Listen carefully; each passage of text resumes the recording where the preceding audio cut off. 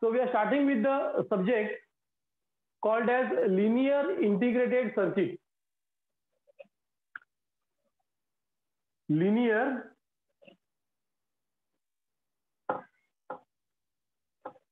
integrated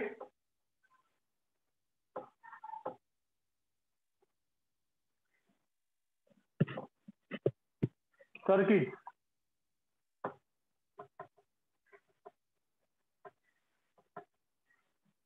Okay. Now, if you are talking from the exam point of view, then in exam for this particular subject, we have 80 marks end semester exam. We have 25 marks, 20 marks internal assessment exam, 25 marks term work, and we also have 25 marks practical cum oral exam. So overall weightage of this particular subject in your semester 4th examination is going to be 150 marks. Okay. The prerequisite for this particular subject is the subject called EDC, which you people have already done in your semester 3. Okay. And the post after this particular subject, the post subject which link with this particular subject are the microelectronics and digital VLSI, which will be there for you people in the semester 5th and semester 6th. So let us talk about this particular subject. LIC, linear integrated circuit. Now what do you mean by linear circuit? So this is a black box called as a circuit. ये मेरा एक circuit है. This is the input given to the circuit, and this is the output I'm taking from the circuit. Now when I say my circuit is linear, तो इसका मतलब क्या होता है कि if the input is increasing and decreasing, if the input is either increasing or decreasing linearly, then output also increases or decreases linearly. Means what? There is a one-to-one relationship. There is a one-to-one relationship between input and output. So it may happen like कि input अगर slowly gradually increase हो रहा है तो output भी gradually increase होगा, या फिर vice versa अगर input gradually increase हो रहा है तो output gradually decrease हो सकता है if there is a 180-degree phase shift between input and output. But there is a one-to-one relationship between input and output. There is a one-to-one relationship between input and output. Means what? As the input varies, the output will follow the input immediately. When the output follows the input immediately, then we say that the circuit is linear. And सबसे important बात, we can apply superposition theorem to a linear circuit. Okay, you people have done the various theorems in your semester 3 also, semester 1 also. Okay, तो जिस circuit को हम superposition theorem apply करते हैं वो circuit linear होता है. Okay, that's why the name called linear. Now why the integrated? अभी सेमेस्टर 3 में we have done a subject called as EDC, electronic devices and circuit. Semester 3 में हम लोगों ने सब्जेक्ट किया EDC, electronic devices and circuit. तो उसमें now you can take example कि हमने कॉमन एमिटर एम्पलीफायर का सर्किट डायग्राम किया. We did the circuit diagram for the common emitter amplifier.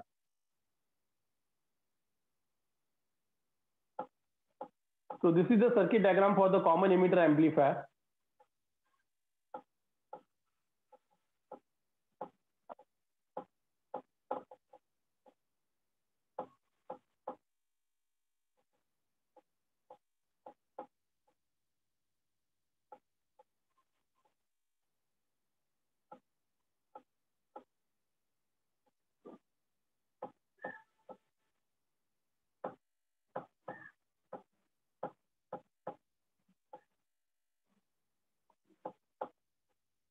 So this is the entire circuit diagram. This is the entire circuit diagram for the common emitter amplifier. So in this entire circuit diagram of common emitter amplifier, यहाँ पे अगर देखा तुम लोगों ने, तो हम लोगों ने क्या किया, एक बीजेटी लिया, 1 2 3 4 रजिस्टर लिए, 1 2 3 कैपेसिटर लिए, एक पावर सप्लाई लिया, और ये अपना तो लोड है। तो हम लोगों ने क्या किया, मुझे कॉमन एमिटर एम्पलीफायर का सर्किट डायग्राम बनाना था, तो मैंने एक बीजेटी लिया, मैंने 4 रजिस्टर लिए, मैंने 3 कैपेसिटर लिए, फिर मैंने एक पीसीबी बनाया, उस पीसीबी के ऊपर रजिस्टर्स, कैपेसिटर्स और बीजेटी को रख दिया, मैंने सोल्डरिंग किया, फिर मैंने इनपुट दिया और फिर मुझे आउटपुट मिला, मैंने सप्लाई दिया, मैंने इनपुट दिया, तो मुझे आउटपुट मिला। तो ऐसे सर्किट, हेलो, हाँ लाया हेलो, नहीं ना, कुछ नहीं हुआ, नहीं कुछ नहीं है रे। हाँ लेक्चर चालू किया है, बोल रहे जीमेल पे भेजो, ये मुझे बोला, वो तो मालूम नहीं।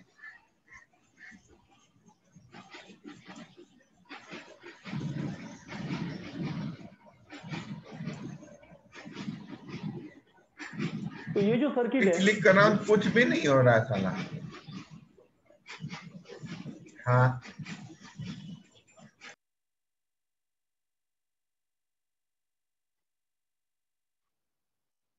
Hello, who is this?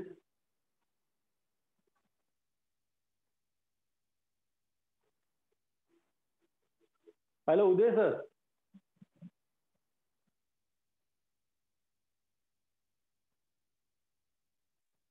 तो मैंने क्या किया, मुझे कॉमन एमिटर एम्पलीफायर का सर्किट डायग्राम बनाना था, तो मैंने एक बीजेटी लिया, मैंने 4 रजिस्टर लिए, मैंने 3 कैपेसिटर लिए, मैंने पीसीबी लिया, पीसीबी के ऊपर मैंने सब कंपोनेंट्स रखे, मैंने सोल्डरिंग किया, मैंने कनेक्शन किया, मैंने इनपुट के लिए कनेक्शन किया, मैंने पावर सप्लाई के लिए कनेक्शन किया, मैंने आउटपुट के लिए कनेक्शन किया, फिर मैंने पावर सप्लाई लगाया और फिर मैंने इनपुट सिग्नल दिया, तो मुझे आउटपुट मिला और उस आउटपुट को मैंने चेक किया और आगे वाले सर्किट को दे दिया।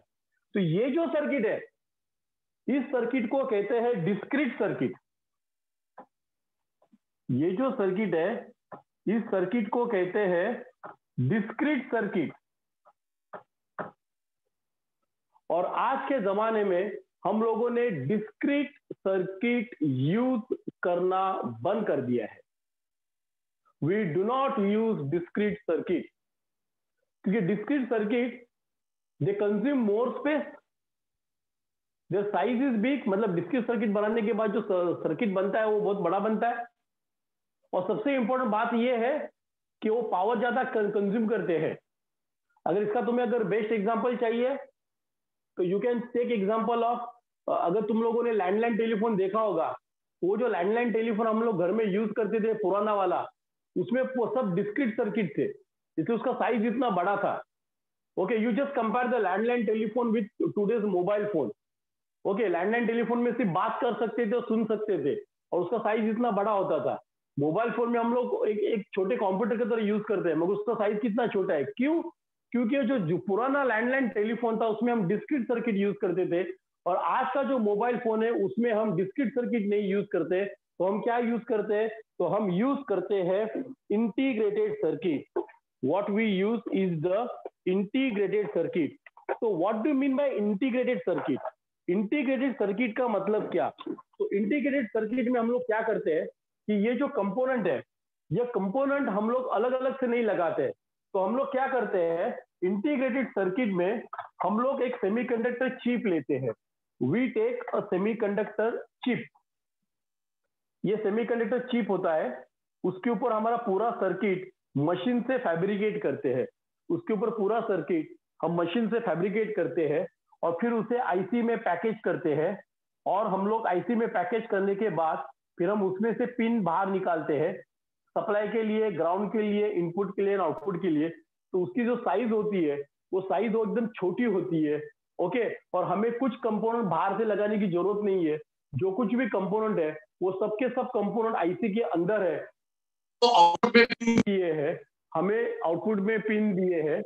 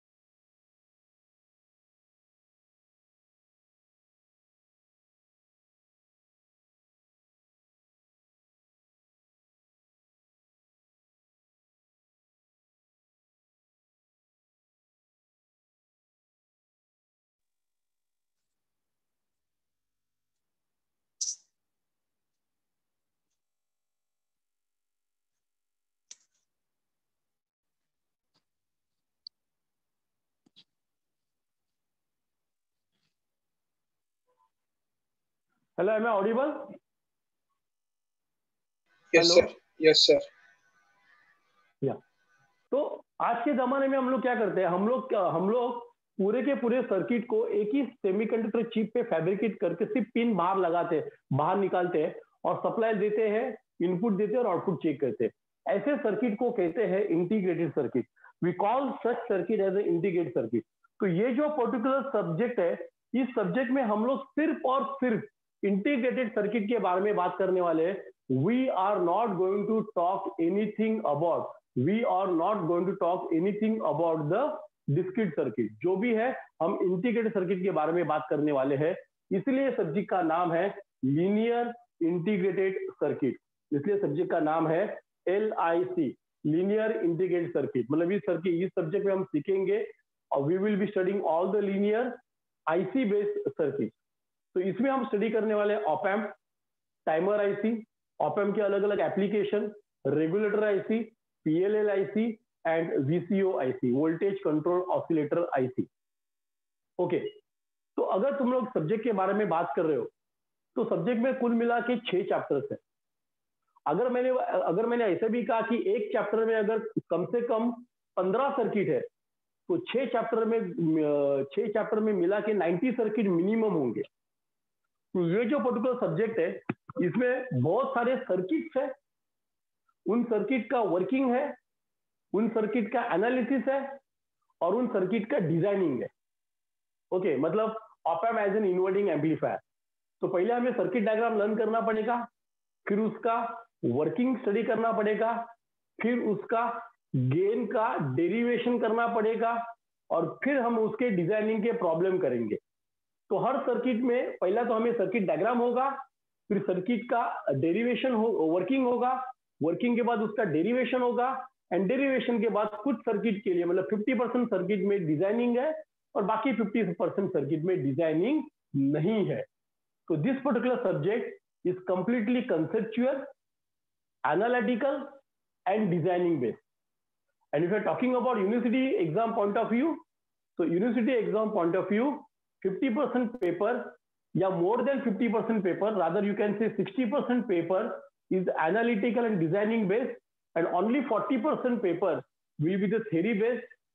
Okay, so ये जो particular subject है, इसमें ज्यादा करके analysis and designing के problems ज्यादा करके आएंगे, working के ऊपर थोड़ा ही रहेगा मगर ज्यादा करके analysis and designing के ऊपर questions रहेंगे। Okay, so let us start. So this is the introduction to this particular subject. Let us start with the module number 1. In this subject, we have total 6 modules. Module number 1 is based on the introduction to operational amplifier. Module number 1 based on the introduction to operational amplifier. Okay. So let us start with the op amp. We will start with the op amp. Module number 1.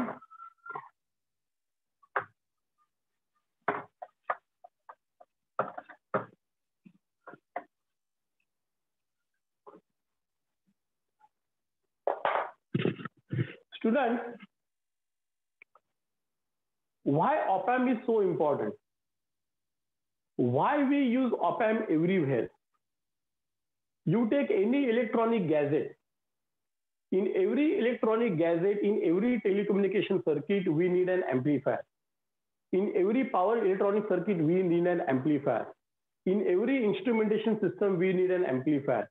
In every automation system, we need an amplifier.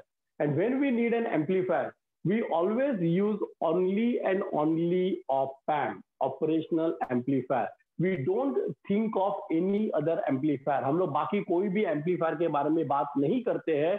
We think only and only about the operational amplifier. So why this op amp is so important? Why this op amp is ruling the whole electronic industry? Okay, every time the research keeps on going and we design a new low power, high speed, high voltage, high power op amp. Okay, अलग अलग type के op amps हम design करते हैं और वो practical हम लोग यूज करते हैं. So why this op amp is so important? Let us discuss. Student, consider this is my common emitter or common source amplifier. This is my common emitter or common source amplifier. This is the supply given to the amplifier. This is the ground of my amplifier. Here I am applying the input signal with respect to ground, and from here I am taking the output signal with respect to ground. तो just imagine करो, ये एक amplifier है और इसका voltage gain है, it's voltage gain is 10. It's voltage gain is 10. तो ये जो एम्पलीफायर है, इसके इनपुट में मैंने 1 वोल्ट पिक टू पिक का साइन वेव सिग्नल दिया है. ये जो एम्पलीफायर है, इसके इनपुट में मैंने 1 वोल्ट पिक टू पिक का साइन वेव सिग्नल दिया है. इसका वोल्टेज गेन 10 है, तो मुझे आउटपुट में 10 वोल्ट पिक टू पिक का साइन वेव सिग्नल मिलेगा. इसके आउटपुट में मुझे 10 वोल्ट पिक टू पिक का साइन वेव सिग्नल मिल जाएगा. Okay, so this is a very healthy operation of my amplifier. So this is a common emitter amplifier, this is a common source amplifier. It is a very good amplifier. It gives me all important property, it provides me all the important property. I can use this amplifier in any of my application. So this is a very good amplifier, but it is not an intelligent amplifier. Common source and common emitter are very good amplifier. They obey my all the rules, they fulfill my all the properties, but they are not intelligent amplifier. तुम लोग बोले कि amplifier कैसे intelligent हो सकता है? तो इसका मतलब ये है कि ये जो मेरा एम्पलीफायर है, इस एम्पलीफायर में ये जो मैंने रेड कलर से ड्रॉ किया है, ये मेरा एक्चुअल सिग्नल है.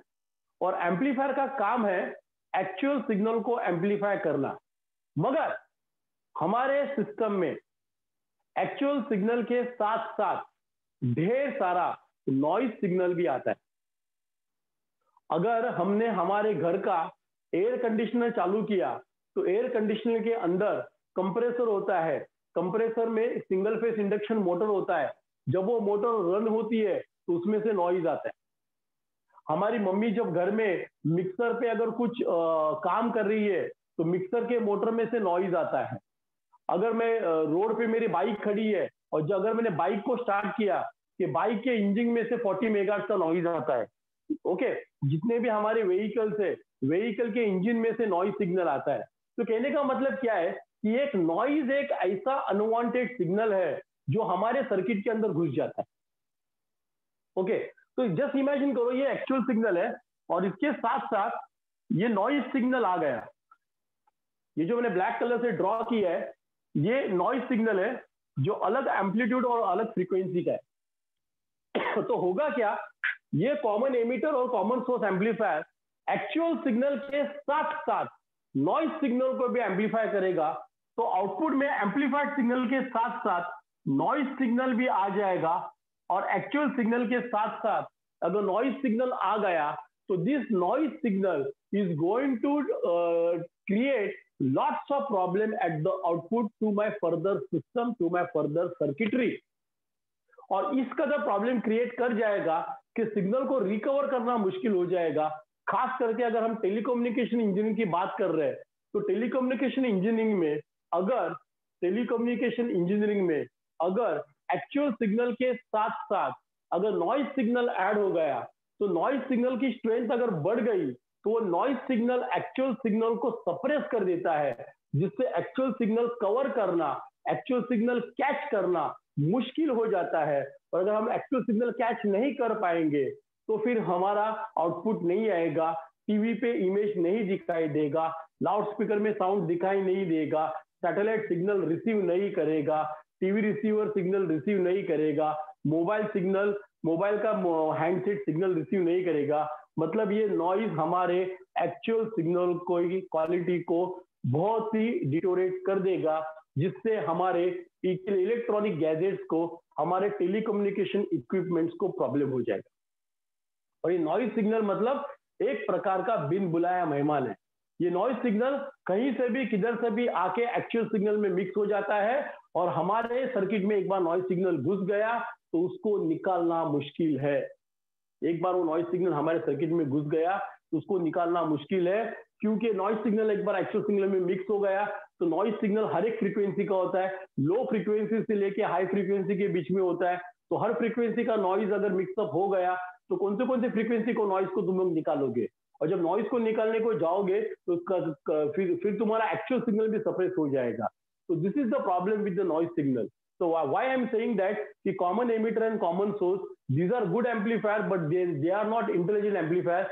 I say like this because the common emitter and common source amplifiers, they amplify the actual signal and and along with the actual signal, they also amplify the noise signal. This is the major drawback. This is the major drawback of my common emitter and common source amplifier, and hence to overcome this problem we come out with the new amplifier, and the name of the new amplifier is the differential amplifier, जो हमने EDC में module number 6 में study किया है।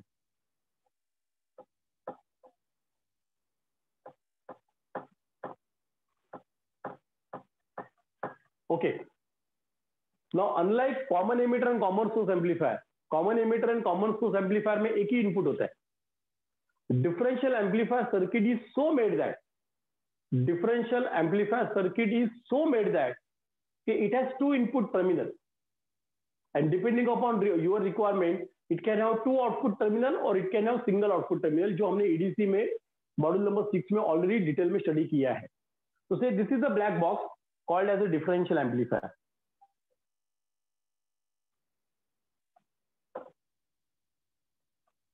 DA means my differential amplifier, और ये जो differential amplifier है अज्यूम करो उसका गेन 10 है।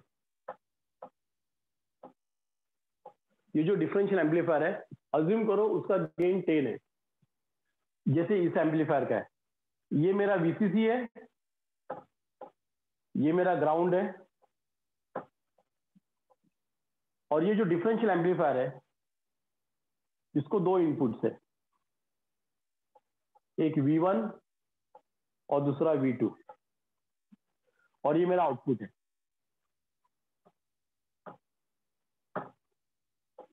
And we have already studied that in case of differential amplifier, the output of the differential amplifier is directly proportional to difference of input. The output of differential amplifier is directly proportional to difference of input, and the output of differential amplifier is given as V0 is equal to AD in the bracket V1 minus V2. V0 is equal to AD in the bracket V1 minus V2, where V0 is my output signal, AD is my differential mode gain, V1 is my input signal, and V2 is my input signal. So differential amplifier is an electronic circuit which amplifies. The differential amplifier is an electronic circuit which amplifies difference of input signal, which amplifies difference of input signal. अभी इसका working कैसे है? ये differential amplifier है, इसका gain है 10। ये differential amplifier है, इसका गेन है 10, और उसमें कुल मिला के दो इनपुट सिग्नल है, एक है V1 और दूसरा है V2। Okay, let V1 is equal to 1 volt, let V1 is equal to 1 volt and V2 is equal to 0.5 volt and gain is 10. Then what will be the output voltage? Output voltage will be, my gain is 10, my V1 is 1 volt, my V2 is 0.5 volt. Okay, so my output will be 5 volt.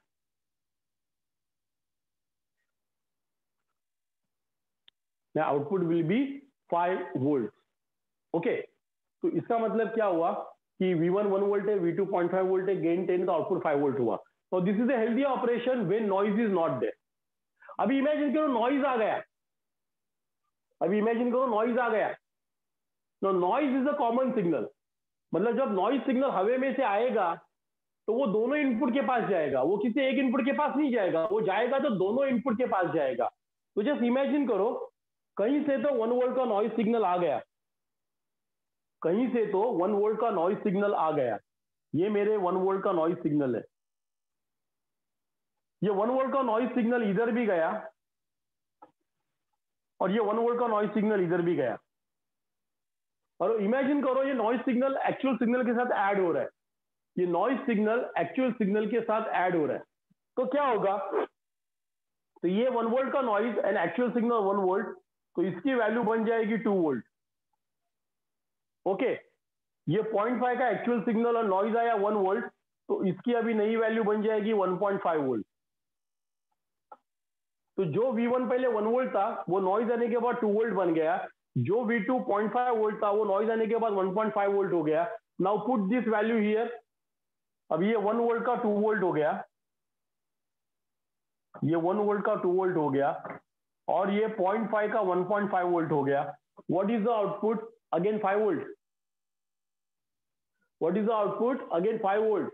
इसका मतलब क्या, जब noise नहीं था तब भी output 5 volt था, जब नॉइज है तभी भी आउटपुट 5 वोल्ट है। इसका मतलब नॉइज सिग्नल इनपुट में आने के बाद आउटपुट में कुछ भी चेंजेस नहीं आ रहा है, आउटपुट जैसे के वैसे ही रह रहा है। इसका मतलब नॉइज सिग्नल इनपुट में आने के बाद आउटपुट चेंज नहीं हो रहा है,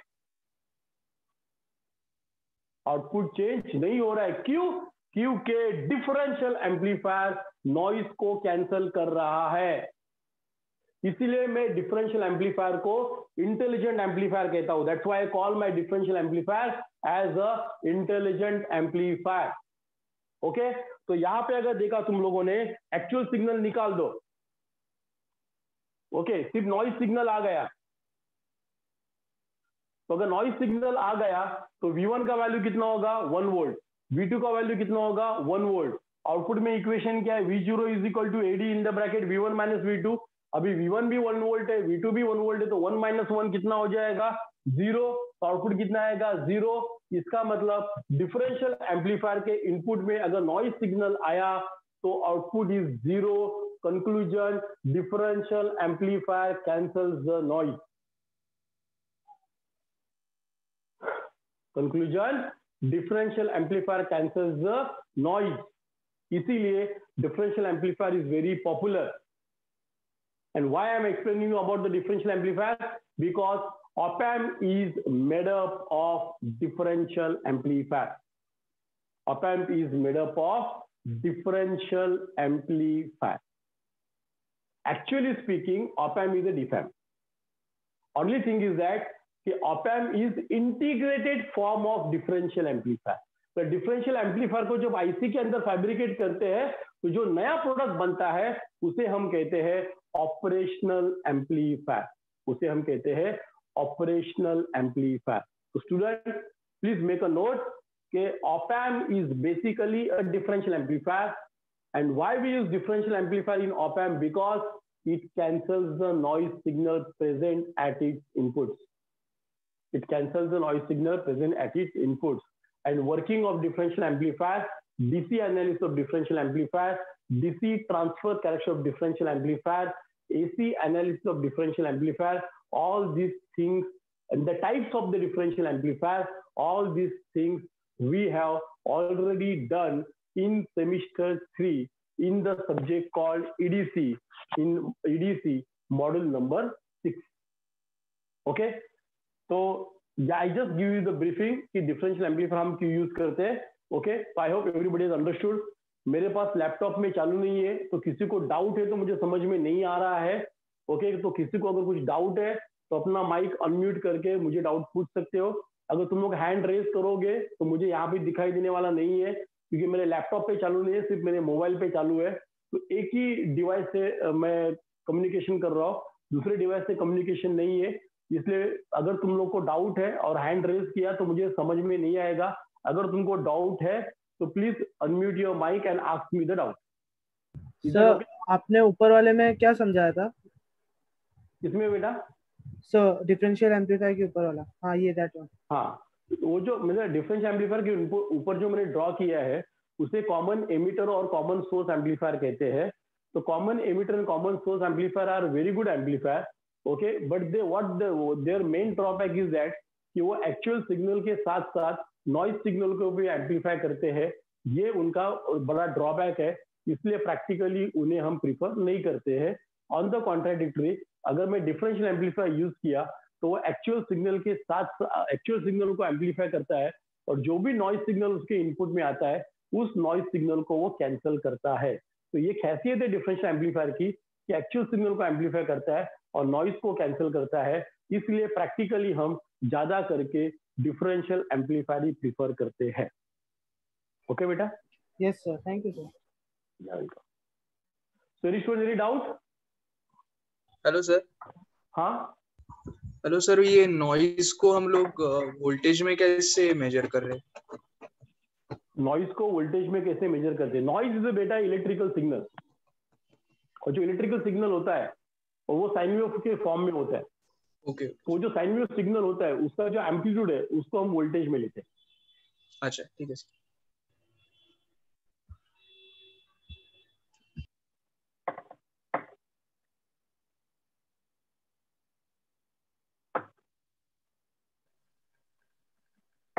हेलो। हाँ हेलो सर, आप डिस्क्रीट सॉरी, सर्किट का एग्जांपल दे रहे थे ना, हाँ सॉरी, क्या था? टेलीकॉम यूज होता था। हेलो, अरे आवाज येत नाही बड़ा। Hello sir. हाँ सर डिस्क्रीट सर्किट में आपने एक टेलीकम्युनिकेशन में यूज होता है ऐसा एक एग्जांपल दिया था ना, हाँ, तो आपने क्या बोला था, रिपीट कर सकते हैं? हाँ हाँ, पुराने जमाने में तुम लोगों ने पिक्चर ट्यूब वाला टीवी देखा है बेटा? तूने कभी पिक्चर ट्यूब वाला टीवी देखा है जब तू छोटा था? हाँ, ब्लैक एंड व्हाइट टीवी या कलर टीवी, मगर पिक्चर ट्यूब वाला। हाँ, वैक्यूम ट्यूब वाला। ना, वो वैक्यूम ट्यूब नहीं, वैक्यूम ट्यूब तो हम लोगों ने भी यूज नहीं किया। मगर जो पुराना, तो जब तू छोटा था स्कूल में तो तुम्हारे घर में जो टीवी था वो बड़ा वाला पिक्चर ट्यूब वाला टीवी था, बराबर है? तो उसके अंदर जो सर्किट यूज करते थे वो डिस्क्रीट सर्किट था, तो उसके लिए उसकी साइज बहुत बड़ी थी। अभी हमारे घर में, अभी हमारे जो घर में जो टीवी है एलसीडी और एलईडी, तो अगर तू एलसीडी और एलईडी टीवी की साइज अगर अपने पुराने टीवी के साइज के साथ अगर तू कंपेयर करेगा तो बट ऑब्वियस एलसीडी और एलईडी टीवी का साइज बहुत छोटा है, और जो हमारा पुराना पिक्चर ट्यूब वाला टीवी था उसका साइज बहुत बड़ा था। ऐसा क्यों? क्योंकि जो पुराना पिक्चर ट्यूब वाला टीवी था उसमें हम सब डिस्क्रीट सर्किट यूज करते थे, और आज का जो हम एलसीडी और एलईडी टीवी यूज करते हैं उसमें सब इंटीग्रेटेड सर्किट है, एक ही पीसीबी पे पूरा सर्किट आ जाता है, तो स्क्रीन की साइज छोटी हो गई है। ओके, तो कहने का मतलब वही है कि डिस्क्रीट सर्किट में हम लोग क्या करते हैं कि अलग अलग कंपोनेंट इकट्ठा करते हैं, उनको पीसीबी पे माउंट करते हैं, फिर उनका सोल्डरिंग करते हैं, फिर उनको इनपुट देते हैं और फिर उनसे आउटपुट लेते हैं। तो उससे होता क्या है, सर्किट बहुत बल्कि हो जाता है, सर्किट की साइज बढ़ जाती है, प्रोडक्ट की साइज बढ़ जाती है, ऊपर से ये सब सर्किट जो ये जो कंपोनेंट है they get expose to the atmosphere, तो तुरंत नॉइज कैच करते हैं और पूरा का पूरा सिस्टम नॉइजी हो जाता है। इसीलिए हम लोगों ने डिस्क्रीट सर्किट यूज करना बंद कर दिया है। अभी हम क्या यूज करते हैं, इंटीग्रेटेड सर्किट। मतलब अगर मुझे एक एम्पलीफायर बनाना है तो नॉर्मल कॉमन एमिटर एम्पलीफायर में क्या क्या लगता है, एक बीजेटी, 4 रजिस्टर, 3 कैपेसिटर। तो अभी हम लोग क्या करते हैं, वो बीजेटी, 4 रजिस्टर और 3 कैपेसिटर वो सबके सब एक छोटे से सिलिकॉन चिप पे फैब्रिकेट करते हैं, फिर उसे प्लास्टिक से पैक करते हैं और पिन से आउटपुट में कनेक्शन लाते हैं। ऐसे सर्किट को कहते हैं आईसी, इंटीग्रेटेड सर्किट। इसका फायदा क्या है, इसका एक तो साइज बहुत छोटा होता है, और जब बल्क में मैन्युफैक्चर करते हैं तो कॉस्ट भी बहुत कम हो जाती है, कंपोनेंट एटमॉस्फेयर को एक्सपोज नहीं होते, तो नॉइज का प्रॉब्लम सॉल्व हो जाता है, और साइज छोटी होने के कारण पावर कंजम्पशन भी कम हो जाता है। इसलिए आज के जमाने में हमने डिस्क्रीट सर्किट यूज करना बंद कर दिया है। हम लोग जो भी यूज करते हैं वो सबके सब इंटीग्रेटेड सर्किट है। क्लियर बेटा? Yes sir.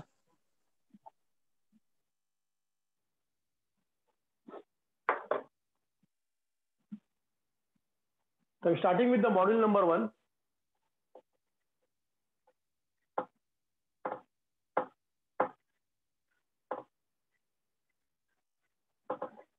Introduction to operational amplifier. Student, give the heading. Module 1.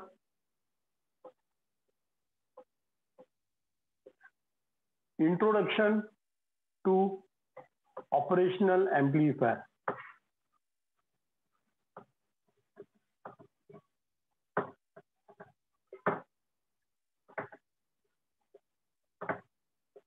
inside the bracket you write op amp.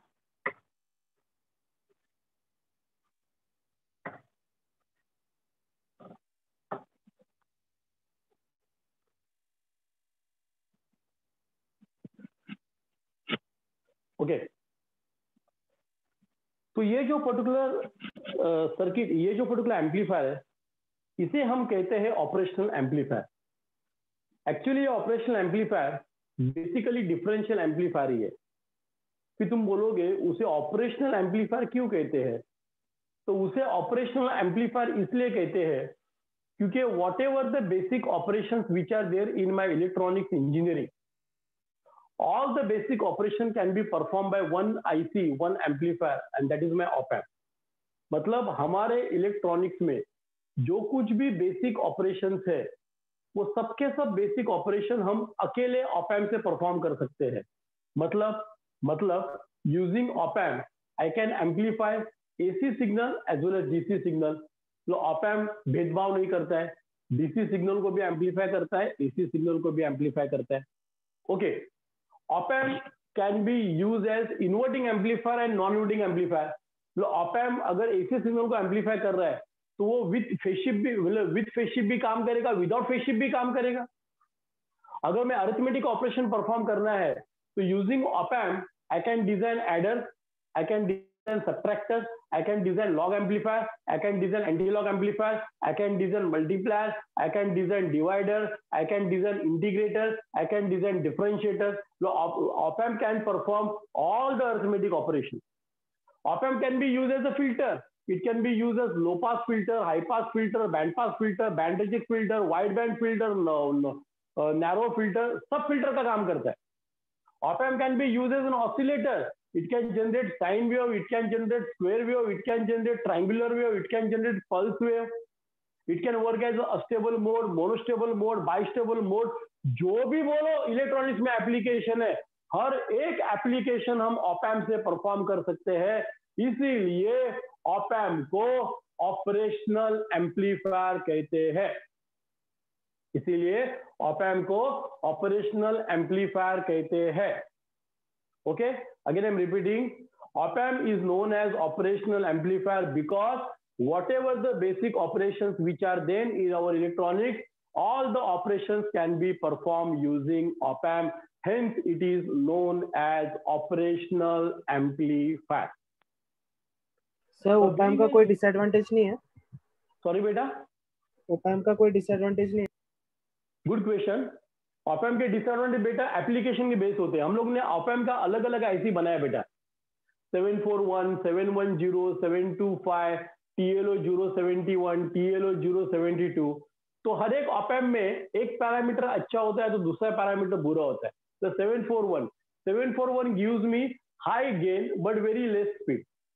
वही अगर मैं 710 की बात कर रहा हूँ तो वो मुझे लेस गेन दे रहा है और हाई स्पीड दे रहा है। ओके, तो ऐसा कुछ ड्रॉबैक नहीं है, मगर तू अगर अलग अलग op amp के आईसी अगर तू कंपेयर करेगा तो अगर एक आईसी में एक पैरामीटर अच्छा है तो दूसरा डिटोरेट हुआ है, तो op amp के बीच में कंपेयर किया तो तुझे डिसएडवांटेज मिल जाएगी। But in general op amp में कुछ ऐसा पैरामीटर नहीं है। ओके, एक ही ड्रॉबैक जो op amp में है कि it cannot amplify the gigahertz frequency, it can work only up to megahertz. तो गीगाहर्ट्ज फ्रीक्वेंसी जो है, जो माइक्रोवेव फ्रीक्वेंसी है, माइक्रोवेव फ्रीक्वेंसी एम्पलीफाई करने के लिए हमारे पास op amp नहीं है। op amp सिर्फ मेगाहर्ट्ज फ्रीक्वेंसी को ही एम्पलीफाई कर सकता है। क्लियर? Yes sir. अंडरस्टूड बेटा? हाँ सर। ओके, तो बीइंग एन इंजीनियर, जब तुम op amp का सर्किट डिजाइन करोगे तो what are the important properties you will consider, rather what are the important properties of the op amp? So property number 1, voltage gain।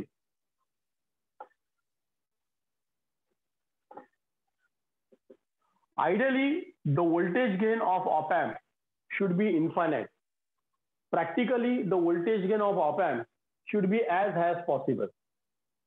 Now what is voltage gain? It's the ratio of output voltage to input voltage। तो जितना op amp का voltage gain ज्यादा होगा उतना वो weak signal को amplify कर सकता है। मतलब जितना वोल्टेज गेन ज्यादा होगा तो अगर ज्यादा वोल्टेज गेन होगा तो माइक्रो वोल्ट के सिग्नल को भी एम्पलीफाई कर सकता है, नैनो वोल्ट के सिग्नल को भी एम्पलीफाई कर सकता है. तो ideally speaking the voltage gain of op amp should be infinite. Practically the voltage gain of op amp should be as high as possible. ये पहली बात. दूसरी बात, दूसरा parameter, input impedance.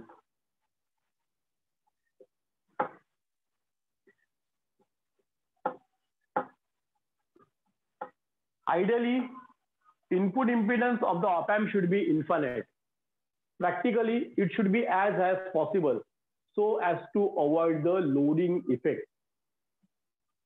Signal source पे लोडिंग इफेक्ट अवॉइड करने के लिए आइडियली ऑप एम्प का इनपुट इंपीडेंस इनफाइनाइट होना चाहिए. Practically it should be as possible. अभी लोडिंग इफेक्ट क्या होता है वो that we have already done in semester 3 in EDC in a chapter called amplifier. So second property, ideally the input impedance of op amp should be infinite. Practically it should be as high as possible so as to avoid the loading effect. Third, output impedance. Ideally the output impedance of op amp should be zero. Ideally the output impedance of op amp should be zero.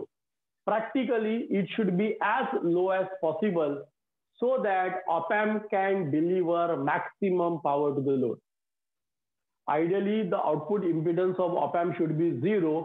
Practically, it should be as low as possible so that op amp can deliver maximum power to the load. Fourth parameter, जो हमने already study किया है differential amplifier में, common mode rejection ratio CMRR. तो EDC में chapter number 6 में differential amplifier में हमने CMRR का डेफिनेशन किया था. मैं फिर एक बार वो CMRR का डेफिनेशन कर रहा हूँ. CMRR stands for common mode rejection ratio. CMRR stands for common mode rejection ratio. Okay, it is the ability of the amplifier. It is the ability of the amplifier to amplify the actual or differential and reject the common mode signal. It is the ability of the differential amplifier to amplify the actual signal. Plus CMRR. Hello, am I audible? Sir आपने क्या बोला, repeat करना जरा. CMRR stands for common mode rejection ratio. It is the ability of my op amp to amplify actual input signal and reject the noise or common mode signal. So ideally, mathematically CMRR is given as differential mode gain upon common mode gain. ये हमने already किया है. CMRR is the ratio of differential mode gain AD to the common mode gain AC. AD is a differential mode gain, that is, it is a gain because of actual signal. AC is a common mode gain, that is, it is a gain because of noise signal. तो अगर noise signal आया तो मेरा gain का value zero होना चाहिए. क्यों? क्योंकि नॉइज को हमें एम्पलीफाई नहीं करना है. तो नॉइज सिग्नल अगर आया तो मेरा गेन का वैल्यू जीरो होना चाहिए. मतलब AC is equal to zero. If AC is equal to zero तो आइडियली CMRR का वैल्यू इनफाइनाइट होना चाहिए. तो ideally speaking the value of CMRR should be infinite. Practically it should be as high as possible so that my op amp can cancel maximum noise. My op amp can cancel maximum noise. Okay. The fifth parameter, bandwidth of the op amp. CMRR should be ideally infinite. Practically it should be as high as possible. Fifth parameter, bandwidth. Ideally the bandwidth of the op amp should be infinite. Practically it should be as high as possible. Now what is bandwidth? The bandwidth is nothing but range of frequency. Bandwidth is nothing but range of frequency over which amplifier provides maximum or satisfactory gain. EDC में we have already done the EDC chapter number 4 frequency analysis of amplifier. उसमें हमने study किया था कि the gain of the amplifier decreases at the low frequency and the high frequency. At low frequency, the gain of the amplifier decreases because of coupling and bypass capacitor. At high frequency, the gain of the amplifier decreases because of inter-electrolyte junction capacitor. Okay, so because of this capacitor, हमारा amplifier सब frequency amplify नहीं करता है, वो कुछ range of frequency amplify करता है, और जिस range of frequency को वो amplify करता है, उस range of frequency को bandwidth कहते हैं. तो आइडियली किसी भी एम्पलीफायर ने जीरो से मतलब डीसी से लेके इनफाइनाइट फ्रीक्वेंसी के सिग्नल को एम्पलीफाई करना चाहिए, लेकिन प्रैक्टिकली वो पॉसिबल नहीं है. तो प्रैक्टिकली वो क्या करता है, एक पर्टिकुलर रेंज ऑफ फ्रीक्वेंसी को एम्पलीफाई करता है, और उस रेंज ऑफ फ्रीक्वेंसी को हम उसका बैंडविड्थ कहते हैं. तो bandwidth of the amplifier is defined as it is a range of frequency over which amplifier provides maximum और satisfactory gain. So ideally bandwidth should be infinite, and practically the bandwidth should be as high as possible. Okay, so this is the definition of op-amp, and these are the important parameters of the op-amp. तो फिर एक बार repeat कर रहा हूँ. Basically op-amp is a differential amplifier. It is op-amp is so designed that it performs all the basic operations which are there in electronics, and hence it is known as operational amplifier. The following are important properties. Ideally, the voltage gain of op-amp should be infinite. Practically, it should be as high as possible. Ideally, the input impedance should be infinite. Practically, it should be as high as possible. Ideally, the output impedance should be zero. Practically, it should be as low as possible. Ideally, CMRR should be infinite. Practically, it should be as high as possible. Ideally, bandwidth should be infinite. Practically, it should be as high as possible. So this is the definition of op-amp, and these are the I am using the word some important parameters of the op-amp. जब हम op-amp का working हमें आ जाएगा, then we will do all the parameters of the op-amp. So student, please make a note. Give the heading module number 1, introduction to operational amplifier. Bracket में लिखना op-amp. Module number 1, introduction to operational amplifier. Bracket में लिखना op-amp.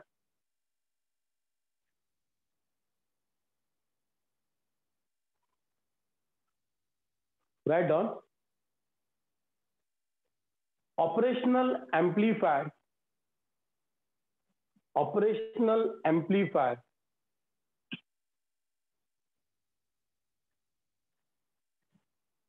is an integrated form of differential amplifier. Operational amplifier is an integrated form of differential amplifier.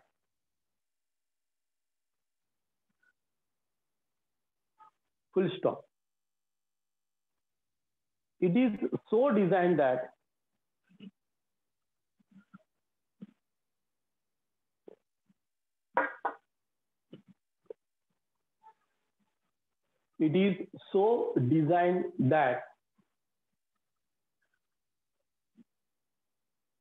it can perform.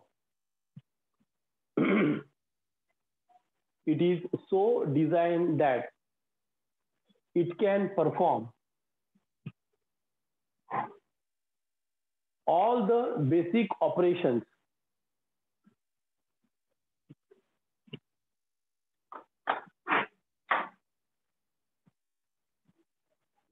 perform all the basic operations which are there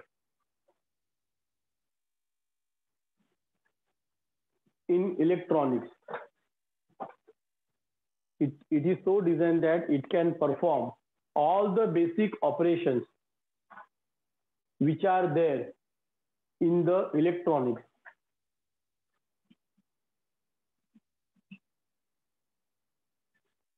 And hence it is known as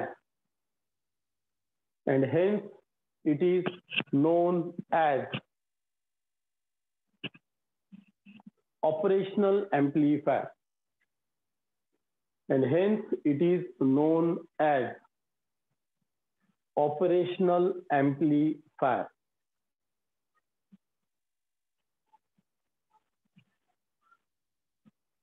Full stop. The following are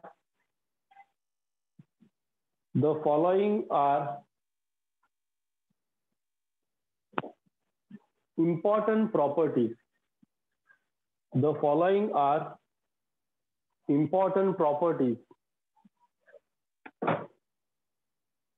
of op-amp. The following are important properties of op-amp.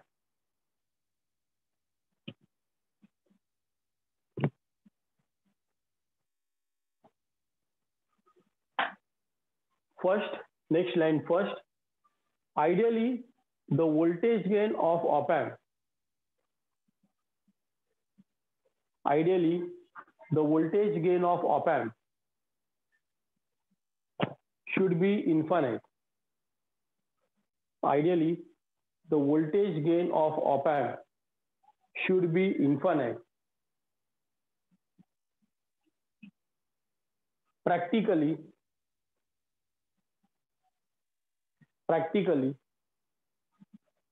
it should be as high as possible. Practically, it should be as high as possible, so that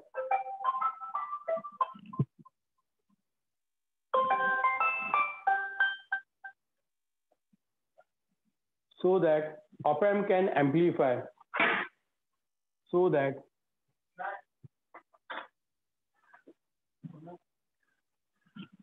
op-amp can amplify weak input signals. Op-amp can amplify weak input signal.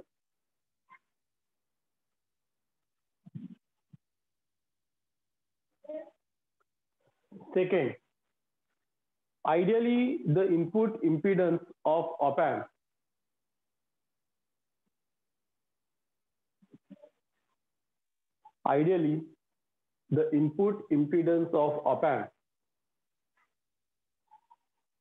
should be infinite. Ideally, the input impedance of op-amp should be infinite. Practically, it should be as high as possible. Practically, it should be as high as possible.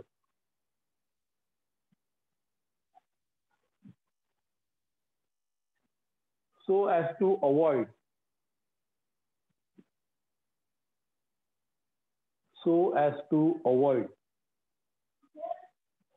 loading effect. So as to avoid loading effect on input signal. So as to avoid loading effect on input signal. Hello guys, hello sir. Third, ideally, the output impedance of op-amp. Third, ideally, the output impedance of op-amp should be 0.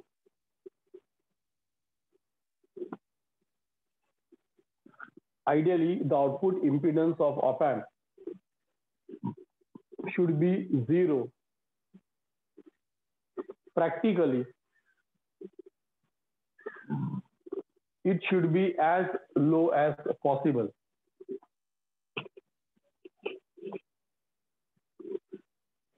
Practically, it should be as low as possible,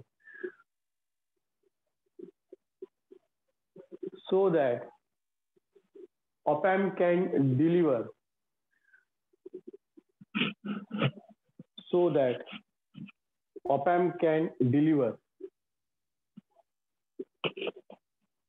maximum power to the load so that op-amp can deliver maximum power to the load. Fourth, common mode rejection ratio. Fourth, common mode rejection ratio. Bracket में लिखना CMRR.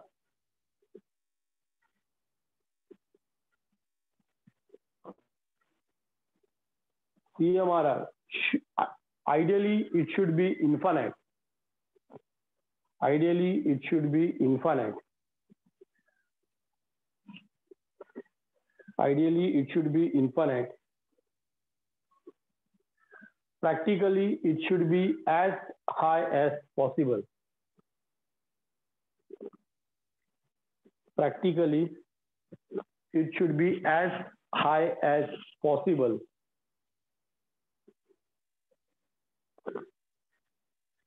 So that op-amp can cancel. So that op-amp can cancel maximum noise signal. Op-amp can cancel maximum noise signal.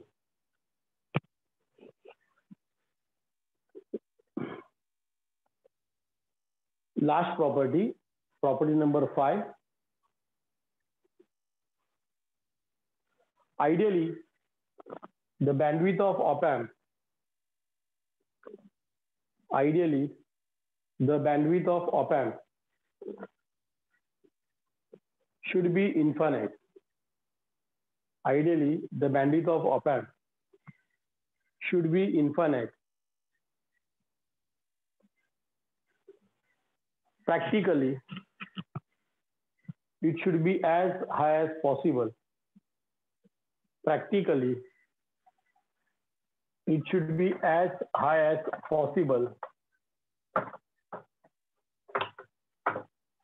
so that op-amp can amplify maximum range of frequency. So that op-amp can amplify maximum range of frequency.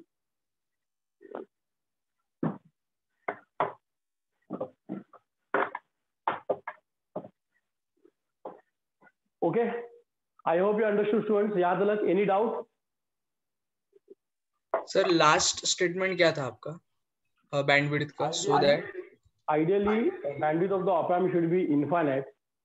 Practically it should be as high as possible so that op-amp can amplify maximum range of frequency. Thank you sir. Now we are starting with the topic block diagram of op-amp, and student, please you copy with me.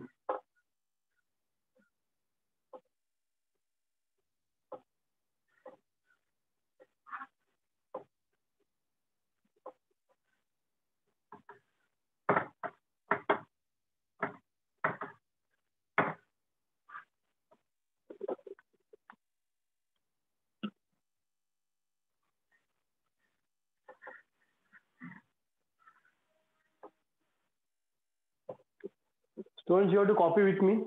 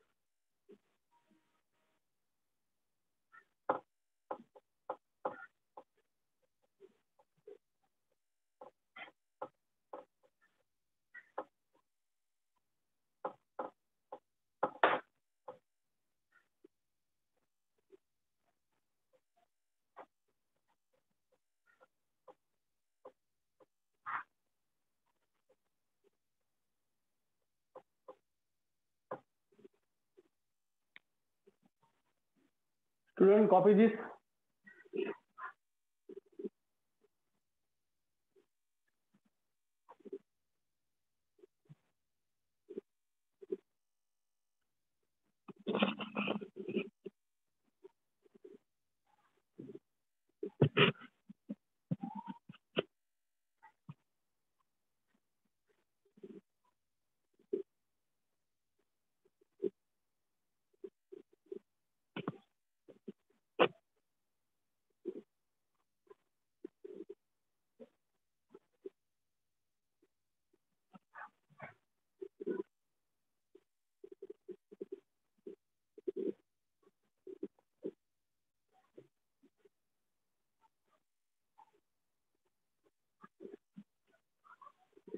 So this is the block diagram of op-amp.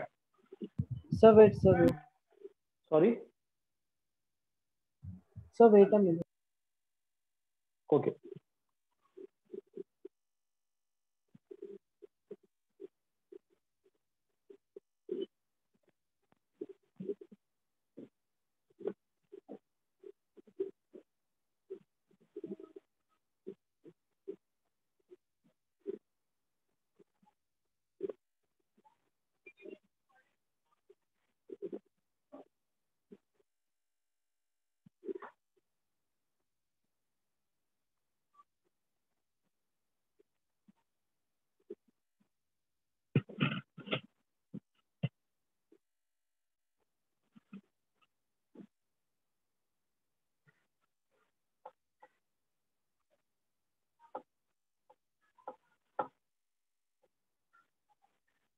Done, sir. Okay. So students, this is the entire block diagram of op-amp. In op-amp, the first stage is a dual input balance output differential amplifier. The second stage, the first stage is also known as input stage. So in op-amp, the first stage is a dual input balance output differential amplifier. It is also known as input stage. The second stage is dual input unbalanced output differential amplifier. It is also known as intermediate stage. The third circuit is a level shifter, and the fourth is the output stage. So first stage is a dual input balance output differential amplifier. मतलब first stage का circuit कुछ ऐसे होता है.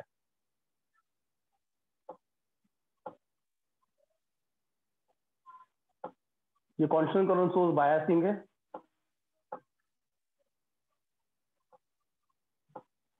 Positive supply, negative supply. Okay, ये inverting input, ये non inverting input,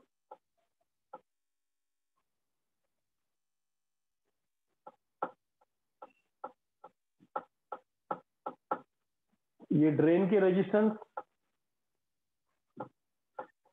okay, और मैंने क्या बोला, बैलेंस आउटपुट ना, मतलब I will be taking the output between two drain. I will be taking the output between two drain. दो drain के बीच में मैं आउटपुट लूंगा. So this is the circuit diagram for the first stage. So first stage is a dual input balance output differential amplifier. Student, for your information, we use MOSFET based differential amplifier and operational amplifier. We are stop using the BJT. Okay, we are stop using the manufacturing the ICs using BJT. BJT is completely obsoleted. Nowadays we use only and only MOSFET. So in case of op-amp, the first stage is a dual input balance output differential amplifier. उसका काम क्या है, उसका use क्या है, उसका purpose क्या है. तो फर्स्ट स्टेज बराबर है. तो अगर ये मेरा ऑप-एम्प का आईसी है, इसका इनपुट इंपेडेंस अगर मुझे मेजर करना है तो मैं मल्टीमीटर लूंगा और ये दो इनपुट टर्मिनल के बीच में लगाऊंगा. तो जो वैल्यू आएगा वो मेरा इनपुट इंपेडेंस. मतलब अगर मुझे ऑप-एम्प का इनपुट इंपीडेंस मेजर करना है तो मैं यहाँ पे मेजर करूंगा. और यहाँ पे कौन है, dual input balance output differential amplifier. मतलब फर्स्ट स्टेज का जो इनपुट इंपीडेंस है वही मेरे ऑप-एम्प का इनपुट इंपीडेंस है. तो अगर फर्स्ट स्टेज का इनपुट इंपीडेंस मेगा ओम्स में होगा तो मेरे ऑप-एम्प का इनपुट इंपीडेंस भी मेगा ओम में होगा. मतलब the job of the first stage is to offer high input impedance to my op-amp. ये पहला काम. ओके, क्योंकि जो भी इनपुट सिग्नल है वो फर्स्ट स्टेज के पास जा रहा है, तो जो फर्स्ट स्टेज का इनपुट इंपेडेंस होगा वो मेरे ऑप एम्प का इनपुट इंपेडेंस होगा। तो फर्स्ट स्टेज का इनपुट इंपेडेंस हाई है तो ऑप एम्प का भी इनपुट इंपेडेंस हाई होगा। तो job of the first stage is to offer high input impedance to my op amp. Second, जो भी नॉइज आएगा वो इनपुट में आएगा और इनपुट से किसके पास जाएगा? फर्स्ट स्टेज के पास जाएगा। तो इसका मतलब then who is responsible for cancelling the noise? First stage is responsible for the cancellation of noise. It is a job of the first stage to cancel all the noise and offer very high value of CMRR. It's the job of the first stage to cancel maximum noise and offer high value of CMRR. Okay. Then second job of the first stage का second काम है high value of CMRR offer करना. And third, op amp जितना भी voltage gain दे रहा है, say the voltage gain provided by op amp is 100%, तो उसमें से 70% voltage gain is given by the first stage. मतलब it also provide maximum overall voltage gain. Okay, तो in op amp the first stage is dual input balance output differential amplifier. It perform following task. Task number 1, it offers very high value of input impedance. Task number 2, it offers high value of CMRR to op amp. Task number 3, it provides 70% of overall voltage gain. It provides 70% of overall voltage gain. So this is the job of the first stage. ये मेरे first stage का काम है। Okay, now what is the drawback of the first stage? Look at the first stage. First stage is a dual input balance output differential amplifier. मतलब क्या? First stage में दो inputs होते हैं and we take the output between two drain, एक यहां से और एक यहां से। मतलब फर्स्ट स्टेज में जो हम आउटपुट ले रहे हैं वो दो ड्रेन के बीच में ले रहे। मतलब I am not taking output with respect to ground. I am not taking output with respect to ground. मतलब यहां पे आउटपुट में कहीं पे भी ग्राउंड नहीं है। And in our electronic system, अगर मुझे एक सर्किट का आउटपुट दूसरे सर्किट के इनपुट में देना है तो दोनों सर्किट का ग्राउंड कॉमन होना चाहिए। जब तक हम ग्राउंड कॉमन नहीं करते हैं तब तक हमारा सर्किट काम नहीं करेगा। जब तक हम ग्राउंड कॉमन नहीं करते हैं तब तक हमारा सर्किट काम नहीं करेगा। तो किसी भी इलेक्ट्रॉनिक सर्किट में ग्राउंड होना जरूरी है। मगर अनफॉर्चुनेटली ये जो मेरा फर्स्ट स्टेज है इसमें आउटपुट में ग्राउंड नहीं है, इसलिए हम लोगों ने क्या किया, पर्पसली हम second stage unbalance output use करते हैं। तो ये मेरा सेकेंड स्टेज है।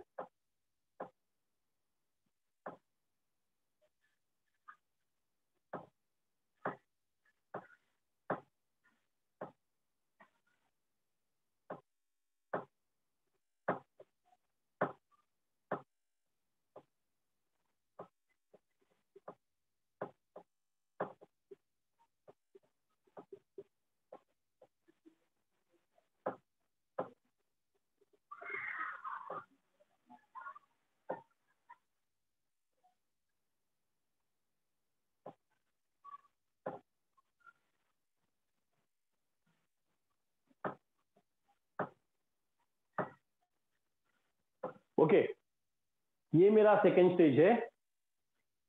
ये भी डिफरेंशियल एम्पलीफायर है, मगर इसमें मैं क्या करूंगा, I will take output with respect to ground. इसमें क्या करूंगा, I will take output with respect to ground. बराबर है। तो what is the job of second stage?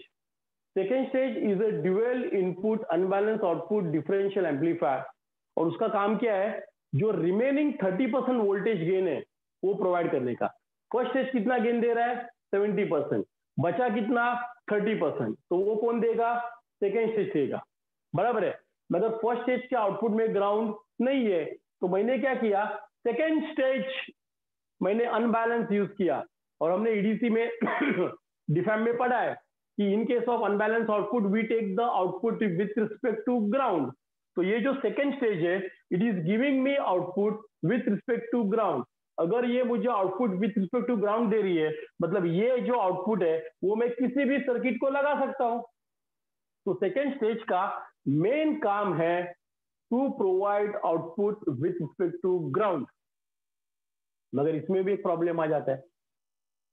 हम लोगों ने सेमिस्टर 3 में ईडीसी में मॉड्यूल नंबर 6 में डिफरेंशियल एम्पलीफायर में पढ़ा था कि बैलेंस आउटपुट में, dual input balance output differential amplifier के आउटपुट में unwanted DC because of biasing battery नहीं आता है, इसीलिए उसे बैलेंस आउटपुट कहते हैं।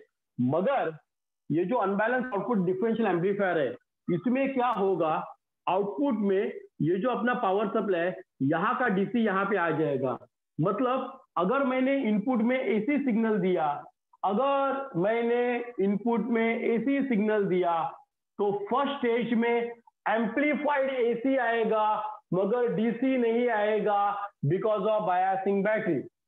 फिर वो सिग्नल मैं सेकेंड स्टेज में दूंगा, सेकेंड स्टेज उसे और एम्पलीफाई करेगा, और यहाँ पे जो आउटपुट है, इस आउटपुट में मुझे एम्पलीफाइड एसी आएगा, साथ में फिक्स वैल्यू ऑफ डीसी भी आएगा जो अनवांटेड है, और वो fix value of DC biasing battery के कारण है। फर्स्ट स्टेज में क्यों नहीं आ रहा था? क्योंकि फर्स्ट स्टेज में बैलेंस आउटपुट था, हम आउटपुट दो ड्रेन के बीच में ले रहे थे, तो दोनों ड्रेन का डीसी एक दूसरे को कैंसिल कर रहा था, इसलिए फर्स्ट स्टेज में आउटपुट में डीसी नहीं आ रहा था। मगर सेकेंड स्टेज में मैं आउटपुट सिर्फ एक ही ड्रेन से ले रहा हूं, तो सेकेंड स्टेज में I am taking output with respect to ground only at one drain. तो यहाँ पे जो डीसी आ रहा है उसको कैंसिल करने के लिए दूसरे मॉस्फेट का ड्रेन नहीं है। तो सेकेंड स्टेज के आउटपुट में एम्पलीफाइड एसी के साथ साथ फिक्स वैल्यू ऑफ डीसी भी आएगा, और वो जो फिक्स वैल्यू ऑफ डीसी है वो इनपुट से नहीं आया है, it is unwanted DC coming from the biasing battery, और वो डीसी निकालना पड़ेगा, नहीं तो आगे जाके सर्किट को प्रॉब्लम क्रिएट करेगा। और उस डीसी को निकालने के लिए हम थर्ड सर्किट यूज करते हैं जिसका नाम है लेवल शिफ्टर। ओके, तो लेवल शिफ्टर सर्किट क्या करेगा? तो level shifter is a basically common drain amplifier.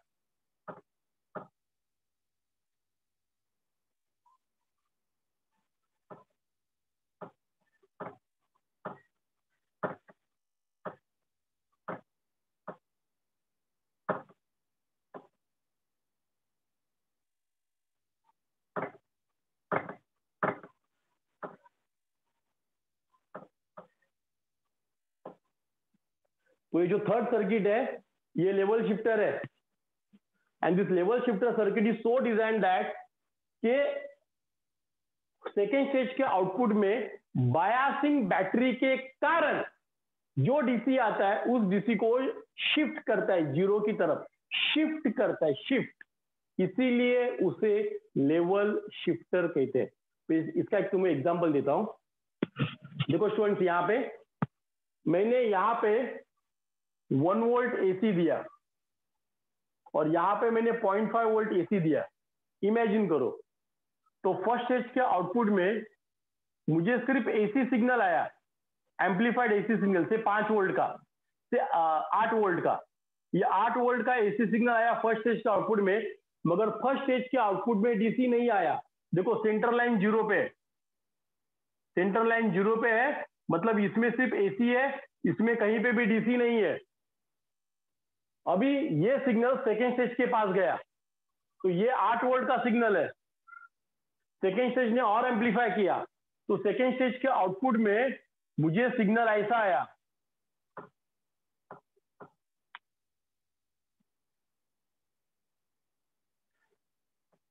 10 volt का सिग्नल और ये 5 वोल्ट का डीसी लेवल। मतलब क्या, फर्स्ट स्टेज के आउटपुट में जो एम्पलीफाइड एसी सिग्नल आ रहा है उसमें कोई भी अनवांटेड डीसी नहीं है, मगर सेकेंड स्टेज के आउटपुट में एम्पलीफाइड एसी आ रहा है, मगर साथ में फिक्स वैल्यू ऑफ डीसी भी है जो इनपुट से नहीं आई है, जो बायसिंग बैटरी के कारण आई है और वो अनवांटेड है, उसे निकालना पड़ेगा। और उसे निकालने के लिए हम ये सर्किट यूज करते हैं और उस सर्किट का नाम है लेवल शिफ्टर। तो level shifter is basically a common drain amplifier. Level shifter is basically a common drain amplifier and it is used to shift the DC level to zero. Which DC level? The DC level available at the output of second stage because of biasing battery. Level shifter एक common drain amplifier है और उसे इस कदर design किया गया है कि वो डीसी लेवल को जीरो पे शिफ्ट करता है। कौन से डीसी लेवल को? उस डीसी लेवल को जो सेकेंड स्टेज के आउटपुट में बायसिंग बैटरी के कारण है, उसको शिफ्ट करने के लिए हम लेवल शिफ्टर यूज करते हैं। Okay, so level shifter is a basically common drain amplifier. We shift that DC level to zero, which is available at the output of second stage because of biasing battery. And this DC level is actually unwanted. It is not coming from the input side. It is actually because of biasing battery. Okay. तो अभी यहां तक मेरा voltage amplify करके हो गया, मेरा milli volt के सिग्नल को वोल्ट में कन्वर्जन करके हो गया। अभी मुझे करंट भी चाहिए, मुझे सिर्फ वोल्टेज एम्पलीफाई करके नहीं चलेगा, मुझे करंट को भी एम्पलीफाई करना है। I am suppose to amplify the current also. Okay, तो करंट को एम्पलीफाई करने के लिए we use output stage and the output stage is a complementary symmetry push pull power amplifier. Output stage is a complementary symmetry push pull power amplifier. Complementary symmetry push pull power amplifier क्या होता है, ये हमने EDC में module number 5 में already study किया है। So the last stage is the output stage. It is the complementary symmetry push pull power amplifier. उसका काम क्या है? एक, it increases current driving capability of op amp. एक, it increases current driving capability of op amp. दो, it offers low output impedance to the op amp. It offers low output impedance to the op amp. And तीन, it provides wide voltage swing. Okay, output में voltage swing कितना आएगा ये मेरा output stage decide करता है। ये जो लास्ट स्टेज है, it is basically the last stage is basically complementary symmetry push pull power amplifier. It's a power amplifier circuit. इसमें एक एनमॉस होता है और एक पीमॉस होता है। एक एनमॉस और एक पीमॉस होने के कारण इसे कॉम्प्लीमेंट्री कहते हैं।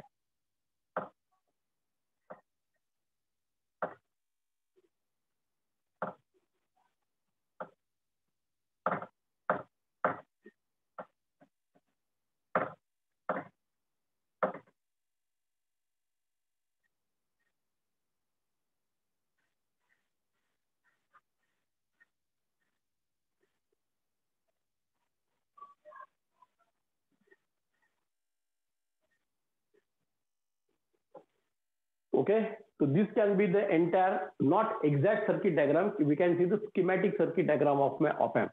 I can say it is a schematic circuit diagram of my op amp.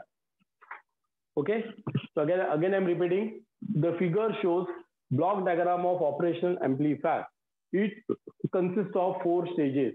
The first stage is a dual input balance output differential amplifier. What is the purpose of the first stage? First stage provides following things. First, it offers high input impedance to the op amp. Second, it provides high value of CMRR to the op amp. Third, it provides most of the voltage gain, that is 70% voltage gain. What is the drawback of the first stage? The drawback of the first stage is that the first stage is a balance output. So there is no ground terminal available. There is no ground terminal available. And if you want to interface any electronic circuit with other electronic circuit, the ground is important. And that's why purposely we are using second stage as a dual input unbalanced output differential amplifier.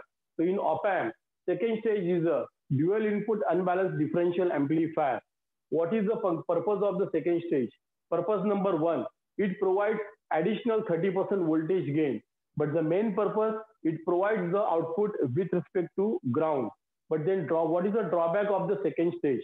The drawback of the second stage is that since my second stage is the unbalanced output, it provides unwanted DC because of biasing battery at the output. And this unwanted DC voltage must be removed. Otherwise, it is going to decrease the output voltage swing of op-amp.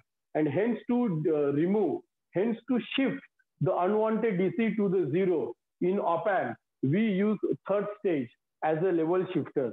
The level shifter is basically common drain amplifier, and it is so designed that it shifts that DC level to zero, which is available at the output of second stage because of biasing battery.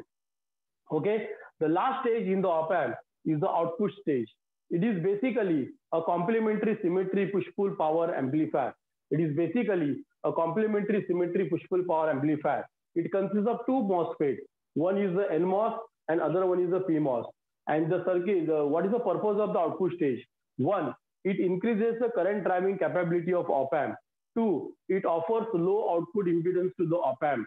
And three, it increases the output voltage swing. So this is the working of op-amp.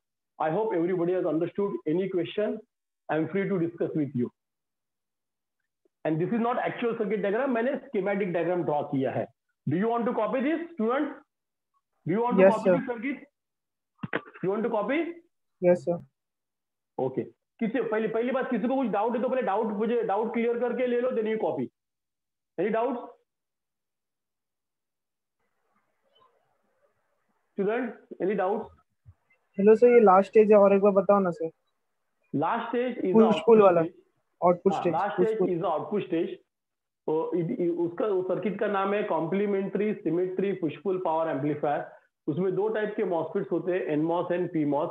NMOS positive half cycle में power amplify करता है, PMOS negative half cycle में power amplify करता है. तो last stage का purpose क्या है? Last stage is use to one, increase the current driving capability of op-amp, मतलब करंट देने की capacity. Second, it offers low output impedance to the op-amp. And third, it increases overall output voltage swing. Clear?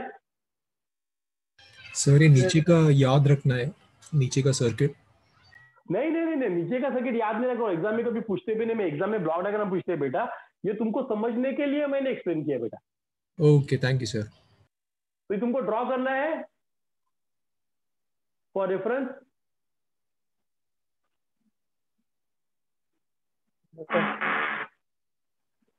Hello. हाँ, yes students, you want to copy this? अरे हाँ या ना, कुछ तो बोलो यार. Hello. Yes sir. You want to copy this? Yes sir. So please copy. Hello sir.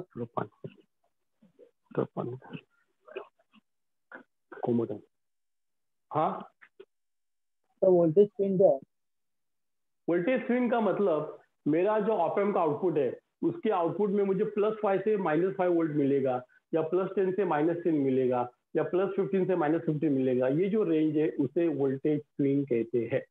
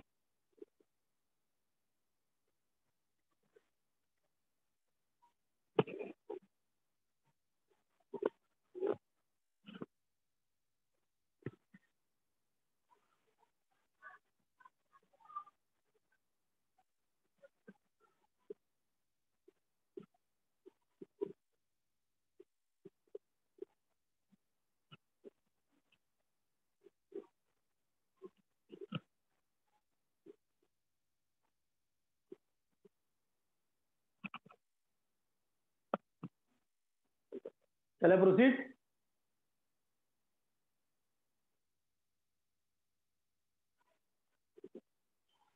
Shall I proceed? Yes, sir. Yes, sir. Okay. Thank you. So this is the working of op-amp और एक schematic diagram मैंने उसका draw किया. Okay, अभी हम लोग करेंगे op-amp का सिंबल.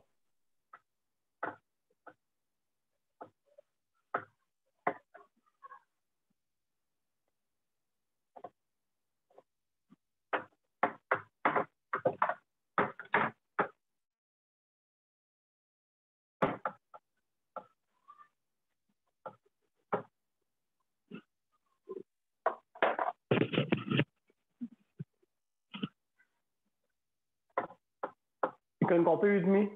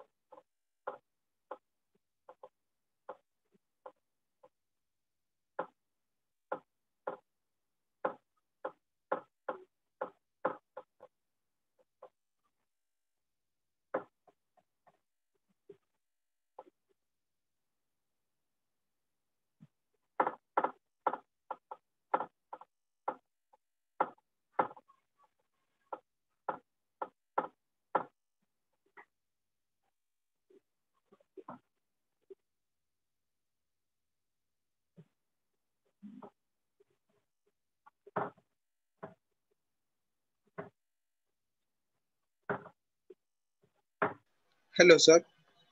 हाँ, सर आपने वो ब्लॉक डायग्राम के बाद क्या बताया? कुछ नहीं, ये चालू किया मैंने. सर उसका Okay, वो ब्लॉक्स का एक्सप्लेनेशन नहीं था क्या?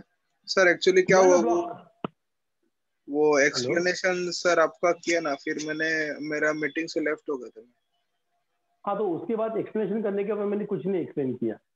वो बच्चे लोग नीचे का डायग्राम ड्रॉ कर रहे थे और उसके बाद अभी मैंने ये टॉपिक स्टार्ट किया, तो अभी तक एक्सप्लेन कुछ किया नहीं है मैंने. Okay okay, thank you sir.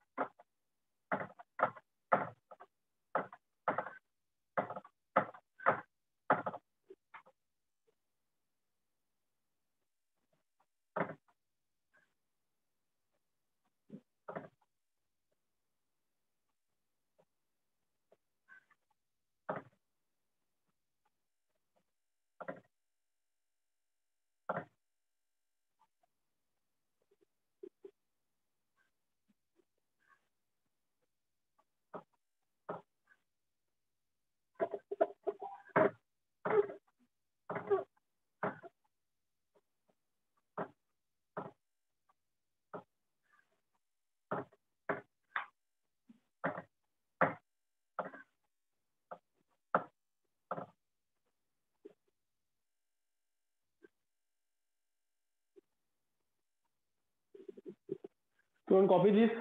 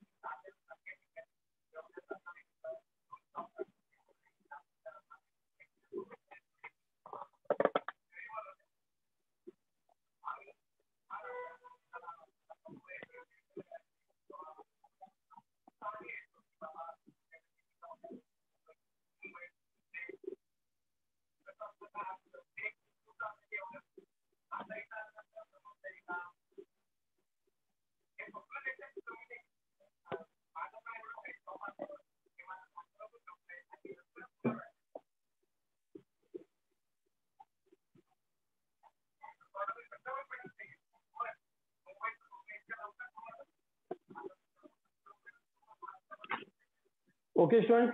So this is the symbol and pinout diagram. This is the symbol and pinout diagram for the IC741. देखो ये सिंबल ट्रायंगल की तरह है. लेफ्ट में हम लोग दो टर्मिनल दिखाते हैं, इन्वर्टिंग एंड नॉन इन्वर्टिंग. ऑपैम्प में हम ड्यूअल पावर सप्लाई यूज करते हैं क्योंकि डिफैम में हम ड्यूअल पावर सप्लाई यूज करते हैं, इसलिए ऑपैम्प में भी ड्यूअल पावर सप्लाई यूज करते हैं. और ये मेरा आउटपुट है. तो this is the symbol of op amp. और जो हमारे सिलेबस में जो ऑपैम्प का आईसी है वो आईसी का नाम है IC741. ओके, तो ये IC741 का पिनआउट डायग्राम है. It is actually 8 pin IC, comes in dual in line package, DIP. DIP का मतलब है dual in line package. Okay, dual in line package का मतलब क्या होता है? आधे पिन लेफ्ट में होते हैं और आधे पिन राइट में होते हैं. And IC is symmetrical about the vertical axis. IC is symmetrical about the vertical axis. तो इसे कहते हैं DIP, dual in line package. तो IC741 इज 8 पिन आईसी. उसमें pin number 1 is offset null. Offset null का मतलब क्या होता है वो तुमको अगले लेक्चर में समझ में आ जाएगा. Pin number 2 is for the inverting input. Pin number 3 is for the non inverting input. Pin number 4 is for the negative supply. Pin number 4 is offset null. Pin number 6 is the output. Pin number 7 is for the positive supply. And pin number 8 is NC, not connected. Pin number 8 is NC, not connected. अभी तुम लोग बोलोगे not connected मतलब ये pin use होता ही नहीं है, तो दिया क्यों? बराबर ना. एक्चुअल में 7 पिन ही यूज हो रहे, 8वीं पिन यूज नहीं हो रही है, तो दिया क्यों बाबा? ओके, तो उसका आंसर ये है. हम लोग वाइवा में एक क्वेश्चन पूछते हैं कि in op amp IC741 pin number 8 is not connected, it is not use, then why it is given? तो आंसर ये है कि एज पर IEEE स्टैंडर्ड, अगर मुझे इंटरनेशनल मार्केट में कोई भी आईसी बना के बेचना है तो मुझे IEEE स्टैंडर्ड फॉलो करने पड़ते हैं.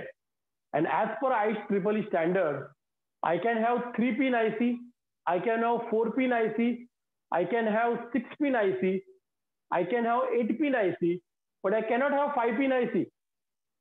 आई कैनॉट हैव 7 पिन आईसी. क्योंकि जो भी इलेक्ट्रॉनिक सिस्टम डिजाइन के सॉफ्टवेयर बनाए हैं, जो भी पीसीबी डिजाइनिंग के सॉफ्टवेयर बनाए हैं, वो 3 pin, 4 pin, 6 pin, 8 pin, 12 pin, 14 pin इसके लिए बनाए. तुम लोगों ने शायद सेमेस्टर 3 में DSD किया होगा, उसमें अलग अलग तुम लोगों ने आईसी स्टडी की होगी. उसमें देखा होगा जो भी आईसी है वो 12 पिन का है, 14 पिन का है, 16 पिन का है, 24 पिन का है, 40 पिन का है. ऑड नंबर ऑफ पिन ज्यादा करके नहीं रहते, जो भी रहता है वो इवन नंबर ऑफ पिन ही होते हैं. तो even though it is not use, but as per IEEE standard, We cannot have 7-pin IC. We have to have 8-pin IC, and that's why the pin number 8 is given. Clear, students? Yes or no? Yes sir. Sir वो DIP वाला क्या बोला आपने? DIP का full form है बेटा dual in line package. Dual in line package. Okay, तो dual in line package का मतलब क्या होता है? आधे पिन जो है वो लेफ्ट में होते हैं और आधे पिन जो है वो राइट में होते हैं.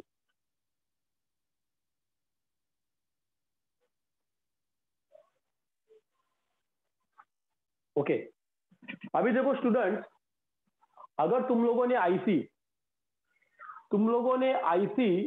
741 अगर तुम लोगों ने लिया और उसके ऊपर अगर नंबर चेक किया तो ऐसा कंसिडर करो आईसी के ऊपर नंबर लिखा है MUA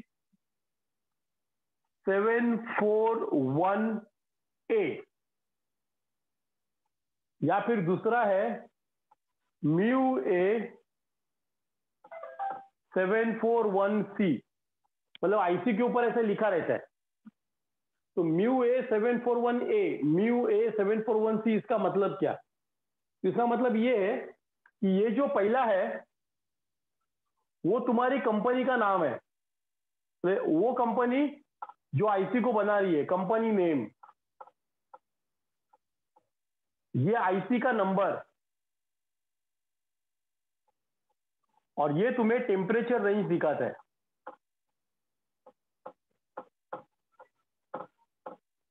ओके, अगर कैपिटल ए है तो it is a military purpose IC which can be use for a temperature of -55 degree centigrade up to 125 degree centigrade.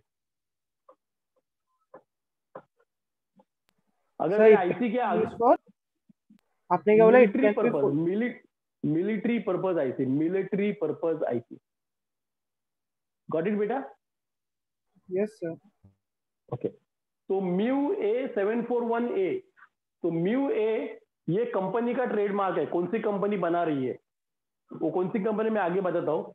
741 मेरे आईसी का नंबर है और आगे ए या सी होगा. अगर आगे ए है इसका मतलब that IC is military purpose IC which can work for a temperature range of -55 degree centigrade up to 125 degree centigrade. मगर वही अगर मेरा सी है तो इसका मतलब है कमर्शियल आईसी. सी का मतलब कमर्शियल आईसी और उसका वर्किंग टेम्परेचर रेंज है 0 degree centigrade to 75 degree centigrade. Commercial IC का वर्किंग टेम्परेचर कम होता है.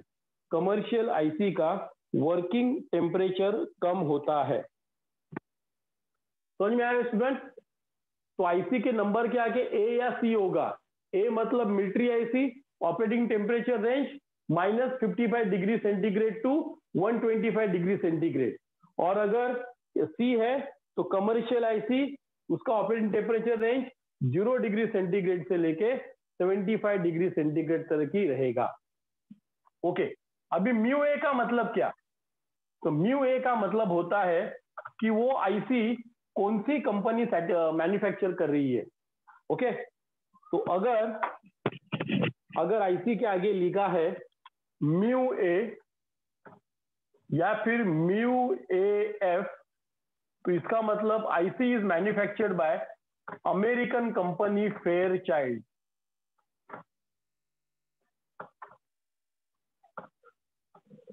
मतलब MUA 741, MUAF 741 इसका मतलब क्या? IC is manufactured by American company Fairchild. Okay, अगर आईसी के अंदर आईसी के आगे लिखा है LM, LF, LH, LM, LF, LH या TBA, तो इसका मतलब these ICs are manufactured by American company National Semiconductor.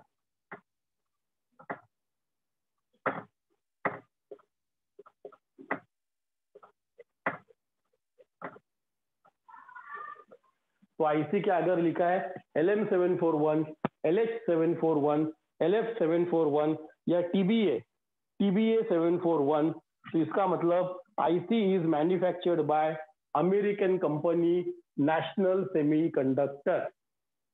Okay, अगर आईसी के आगे लिखा है MC या फिर MCA, अगर ऐसा लिखा है MC741 या फिर MCA नहीं, MFC, तो इसका मतलब IC is manufactured bye Motorola company. IC is manufactured bye Motorola company, वो आईसी मोटोरोला कंपनी की है। ओके, अगर आईसी के आगे लिखा है TO या TLO, तो इसका मतलब the IC is manufactured bye Japanese company Toshiba. अगर आईसी के आगे लिखा है TO या TLO, तो इसका मतलब IC is manufactured bye Japanese company Toshiba. Okay, अगर आईसी के आगे लिखा है NE या SE या SU, तो this IC is manufactured by American company Signetics. This IC is manufactured by American company Signetics. NESESU अगर ऐसा लिखा है तो IC is manufactured by American company Signetics. और अगर आईसी के आगे लिखा है SN, आईसी के आगे अगर लिखा है SN, तो this IC is manufactured by American company Texas instrument. Is manufactured by American company Texas instrument. Okay, so these are some common companies which manufactures the op-amp IC. Okay, तो students देखो, IC के number के आगे जो letters होते हैं वो IC के कंपनी के मैन्युफैक्चर को इंडिकेट करते हैं, और आईसी के नंबर के आगे जो लेटर होता है वो ऑपरेटिंग टेम्परेचर इंडिकेट करता है। अगर कैपिटल ए है तो मिलिट्री पर्पज आईसी है और उसका टेम्परेचर रेंज है, ऑपरेटिंग टेम्परेचर रेंज है -55 degree centigrade to 125 degree centigrade. और अगर सी है तो उसे कमर्शियल आईसी कहते हैं, मतलब घर के काम के यूज के लिए होता है, और उसका जो ऑपरेटिंग टेम्परेचर रेंज है वो 0 डिग्री सेंटीग्रेड से 75 डिग्री सेंटीग्रेड होता है। जो आईसी के नंबर के पहले लेटर्स है वो कंपनी दर्शाते हैं, तो अगर वो लेटर म्यू ए या म्यू एफ है तो that particular IC op-amp IC is manufactured by American company Fairchild.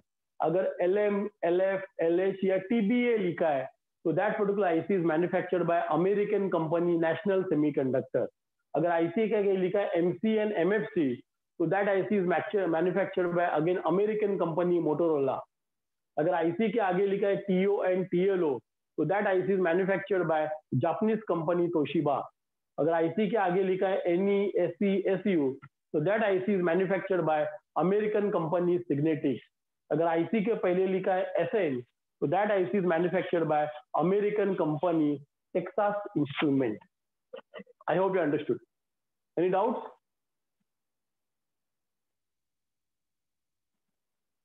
Just don't need doubt, you can copy this.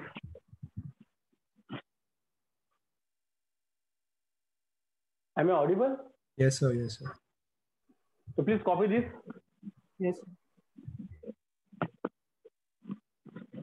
Sir, ये एग्जाम में पूछते हैं सर ऐसे टाइप? नहीं नहीं बेटा, ये तुम्हारे नॉलेज के लिए बेटा, वाइवा में पूछ सकते हैं, वाइवा में पूछ सकते हैं। मगर बीइंग एन इंजीनियर तो हमको नॉलेज होना चाहिए ना, आईसी के ऊपर क्या लिखा है वो हमको पढ़ने को आना चाहिए, यस क्योंकि हम इंजीनियर है। हाँ सर।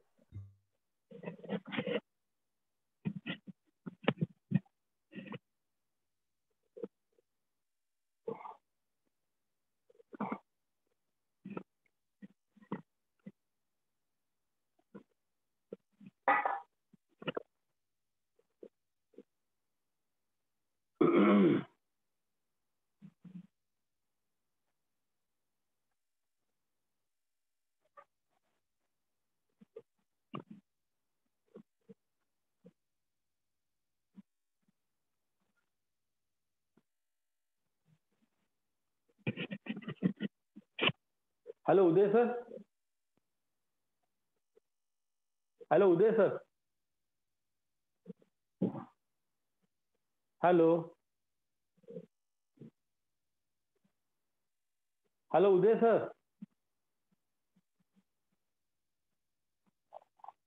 अरे विद्यालंकर से कौन कोऑर्डिनेट कर रहा है? Hello hello Uday sir,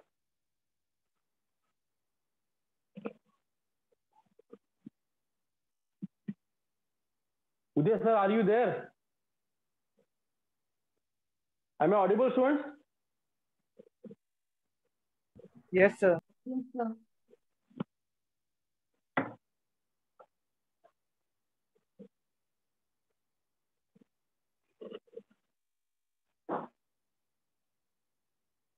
Shilendra Joshi, do you have any doubt?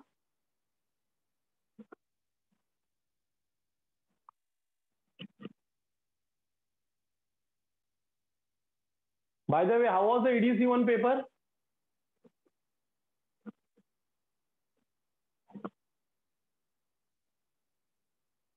Okay, good. Thank you. Yeah, Onkar, easy. Good.